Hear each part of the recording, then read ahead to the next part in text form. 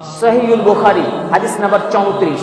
আব্দুল্লাহ ইবনে আমর রাদিয়াল্লাহু তাআলা আনহু বলেন, রাসূল সাল্লাল্লাহু আলাইহি ওয়াসাল্লাম বলেছেন, আরবাউন মান কুন্না ফীহ, যার ভিতরে চারটি স্বভাব আছে, যার ভিতরে চারটি স্বভাব আছে, চারটা চরিত্র আছে, চারটা গুণ আছে, কানা মুনাফিকান খালিসান, ও হচ্ছে খাঁটি মুনাফিক। শব্দটা এটাই আছে যেটা বলছি, একটা শব্দ আমি নিজের পক্ষ থেকে বলছি না, একটা শব্দ বাক্য তো বহুদূরের কথা।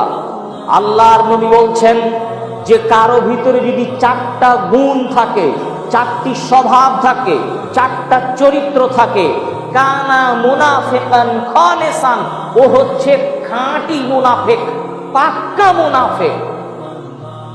বাপরে কথা, আল্লাহর নবী এভাবে বললেন।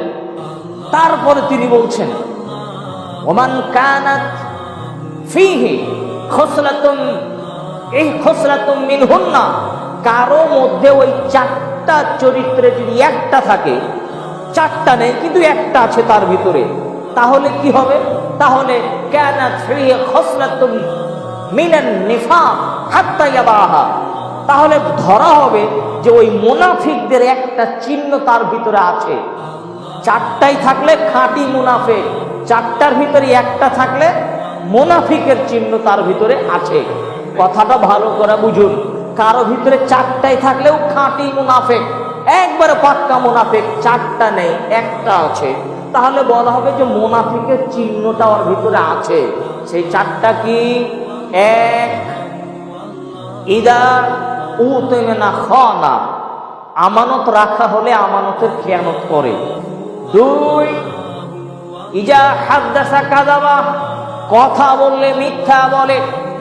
তিন, ওয়াইদা আহাদা গদারা, ওয়াদা করলে ওয়াদা ভঙ্গ করে। চার, ওয়াইদা খাসামা ফাজারা, কখনো কোনো মানুষের সাথে তর্কে লিপ্ত হলে বেফাস ভাষায়, অশ্লীল ভাষায় গালিগালাজ করে। কিছু মানুষের চরিত্র আছে এইরকম, কথায় কথায় গালি দেয়, কথায় কথায় গালি দেয়, ওয়াসালিল অশ্লীল অভদ্র ভাষায় গালি দেয়, বাপ মা বংশ তুলে গালি দেয়। এই যে ওয়াসালিল শব্দে গালি যেই দ্বারা মুনাফিকের চিহ্ন তাদের ভিতরে আছে। বহু মানুষ আছে নামাজ পড়ে ঠিকই, কিন্তু মুখের ভাষা শুনলে ইবলিস শয়তানও পালিয়ে যাবে ওর কাছ থেকে। ইবলিস শয়তানও বলবে যে তোর থেকে আমার ভাষা ভালো, এরকম খারাপ ভাষায় গালি দিবে। এত নিকৃষ্ট স্বভাবের কিছু মানুষ আছে যে এত অভদ্র, এত অশালীন কথায় গালি দেয়। এরা লজ্জাহীন মানুষ, যারা গালি দেয় এরা লজ্জাহীন মানুষ, এরা ইতর শ্রেণীর মানুষ, এরা নিকৃষ্ট মানুষ যারা বাজে ভাষায় গালি দেয়।